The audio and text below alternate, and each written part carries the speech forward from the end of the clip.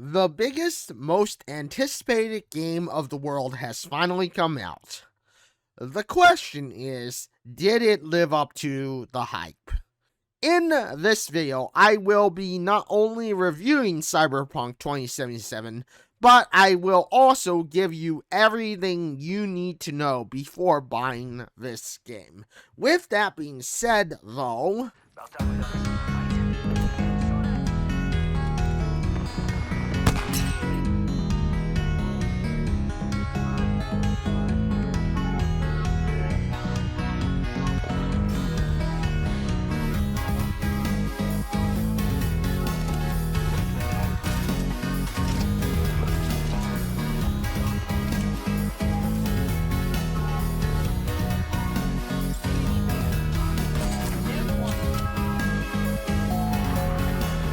welcome to my review of Cyberpunk 2077, by far one of the most hyped games of 2020.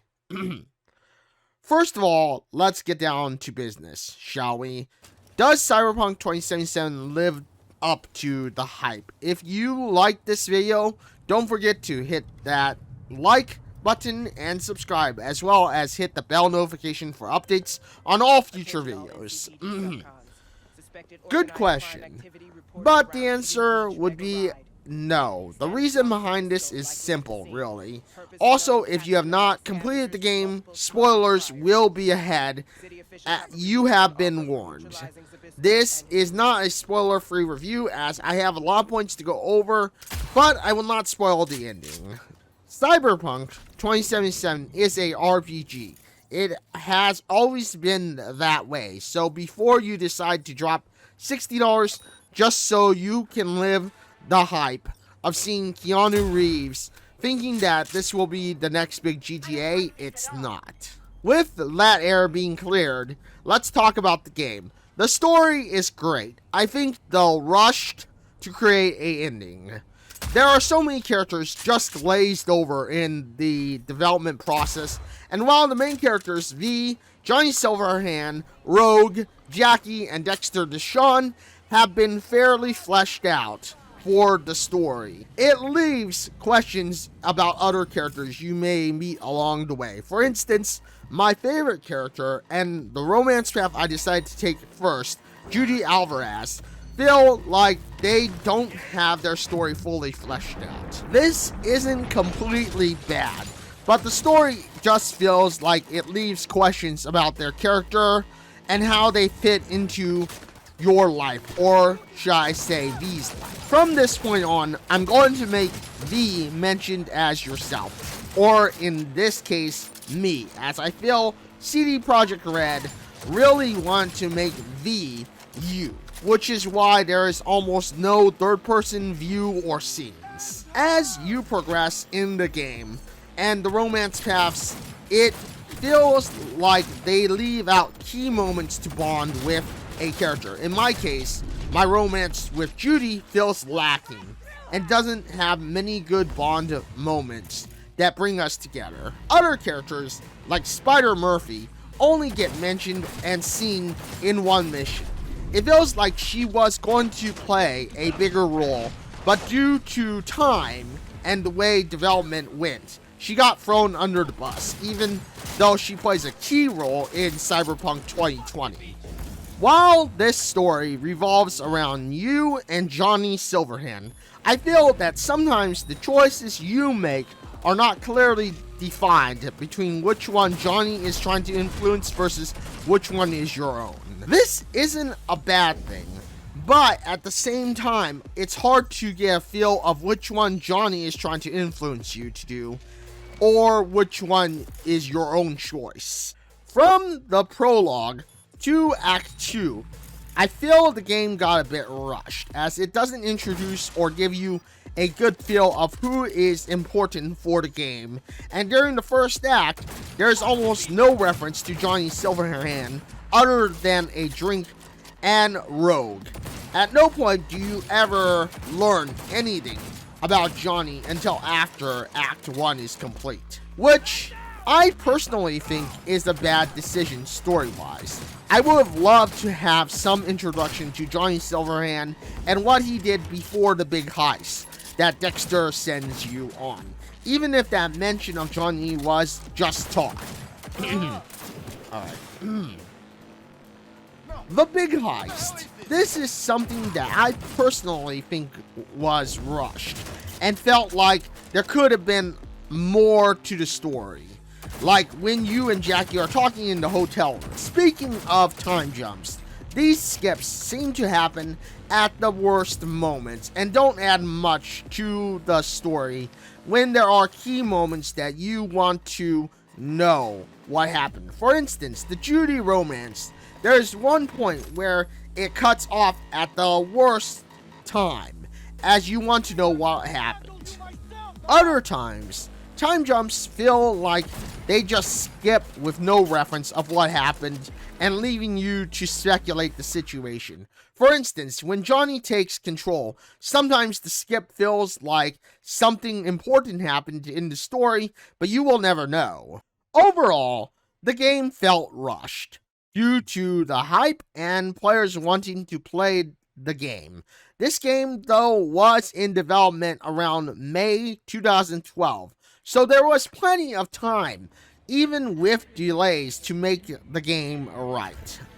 I feel that part of the reason they rushed the game was because of how Keanu Reeves' role was in the game. I felt it was right to have Keanu be the marketing point for the game, but I feel that CD Projekt Red shouldn't have said what role he was playing. This really, I think, was part of the downfall to Cyberpunk 2077 being knocked down during launch. Keanu Reeves made the game hype, but I think that when they announced his role as Johnny Silverhand, it put expectations high. Maybe even higher than CD Projekt Red was expecting. Because of this, there was no way the bar would be reached. Johnny Silverhand, aka Keanu Reeves, is that role. There is no way you could replace Keanu for someone else as Johnny, but that was the issue. I believe that many thought you would have more of a role to play as Johnny versus yourself. Let's wrap up the rest of the gameplay in a small package. Restart that line.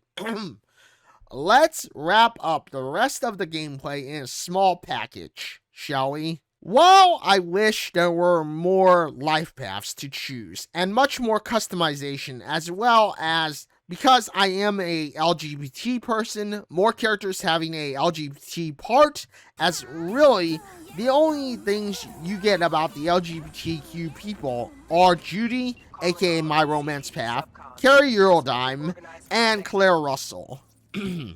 These are the only LGBT references you get, and while many of them are good, you don't see any other references to a LGBT thing. Heck, in character customization, you don't even get to have they/them reference for yourself if you wanted to. I feel like that would have been nice, but at the same time, I think CD Projekt Red wanted to tread lightly on the topic versus actually exploring it or throwing it out there, as the board game does allow you to explore a lot of those options, so hopefully the DLC will open more of those paths. Last thing on gameplay is romance paths. I really wish there were more, as 4 romance paths is a lot to explore, but you meet so many other characters that would be a nice romance path or even able to affect the ending. For instance, I get the feel when you talk to Blue Moon, part of Us Cracks, she has that sort of bi vibe. But should you get Cyberpunk 2077? Well, I will say it's worth the money if you can get past the bugs, but if your plan is to buy it on PS4, currently there is no way to get it digitally. As of the making or release of this video, Sony has taken it off the market for now. You can still buy the game physically, but there is no way to get the game digital. Personally, If you're planning to buy it, wait a while. The game currently is still only getting hot patches, with currently no real big fixes in mind. And with that having been said, I feel that when one hot patch comes out, it fixes a few things, then adds a few new bugs. The game, if you can get past all of the issues, is well worth $60. And I think that if CD Projekt Red wasn't so focused on making a possibility of the game going multiplayer, and instead just focused on bringing out the best single-player experience with all the life paths and stuff seen from the Cyberpunk board games, the game might have got a better reception. And instead, just focused on bringing out the best single-player experience with all the life paths and stuff seen from the Cyberpunk board games, the game might have got a better reception. I personally think it was a mistake for Cyberpunk 2077 to tease even a hint of multiplayer, as there is so much more that Cyberpunk could do without it. For instance, making you not just a mercenary, but having the possibility of joining up with a crew, which could lead to another ending, aka skipping the intended path to one ending. But overall, I think that Cyberpunk 2077 is a great game. While it does have issues with frame rate and many other things for lower end computers, as I've never had these issues, I also hope that DLC adds new endings and other paths, because right now I would say this is an early access game that is in development. And that is how CD Projekt Red should have done it. I personally think that CD Projekt Red should have made the game like Star Citizen, where you pay for the full title and maybe a bit more for a few extras in the game for a game that is currently early access, and taking the thoughts of the community, helping to build the game, while also saying we are still developing it going forward. With that being said though, I personally think CD Projekt Red has a great title in hand if they do a few things. 1. Forget multiplayer. 2. Don't bother with a third-person view. I think a third-person view would ruin the game and making it feel like you're the star in Night City. 3. Give more story to other characters rather than just a few side quests. I want to know more about the band Us Cracks, and I would like to see you making an impact in their lives in some way, shape, or form that goes the same with other characters that you meet. I do hope they flesh out some new stuff for DLC. But at the moment, if you do buy the game, remember it's fairly buggy.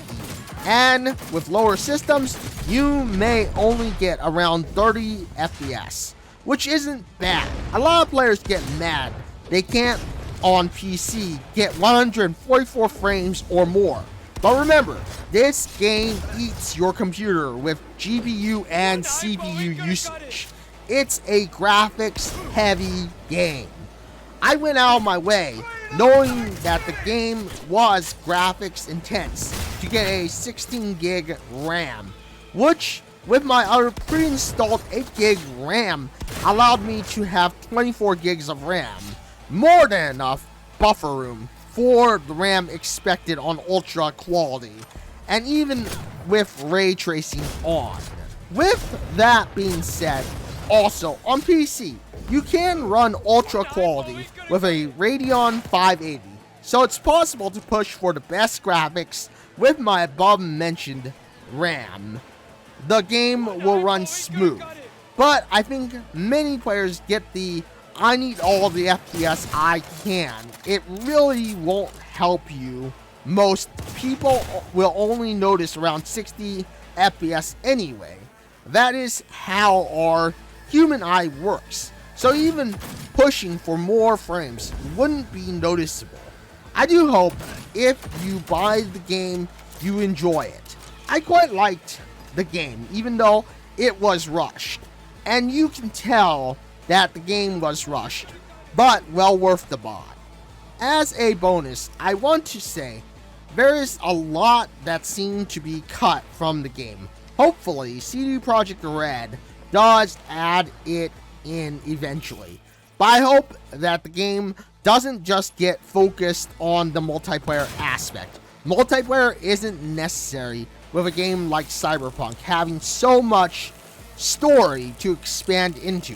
Heck, even if later down the line, the game doesn't give you the forced option to be a mercenary and expands into other endings, for instance, you becoming part of the Moxes and still having an open romance path with Judy or someone like Red Menace from Us Cracks, and I can think of many other options that could be expanded into. For instance, someone else taking Dexter Deshawn's big heist, and then you having the possibility to meet the dual personality of Johnny and the NPC and helping them in some way, I feel could be a good way to also wrap the story around. Expanding into this, I would also suggest that if this idea does come full circle, it doesn't even have to be you as V.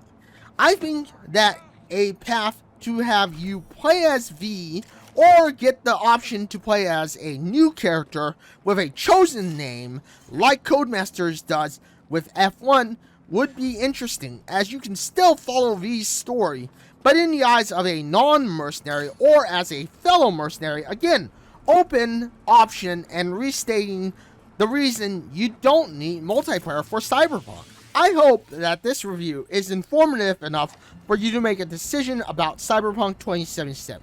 And if you buy it, personally, as I stated before, this is a great game, but you should wait for future updates that hopefully will fix the issues, and I hope that CD Projekt Red sees this as a way to improve the game going forward. Once again, I will state, the game doesn't need third person, nor does it need a multiplayer aspect. The game should stay single player, and my reasoning behind it is because Cyberpunk 2077 holds so much potential to expand its story and to make it replayable. To state again some of my points, have an option of playing V and living as if you were V, or playing as a custom named character with a voiced reference name and following V's story, in a sense, while also impacting how V is seen in the world, as well as helping them out along the way. If you have any questions, don't be afraid to drop them in the comment section below. I'll try to answer them the best I can. Good luck out there, future mercs, and good luck becoming the next Legend of Night City.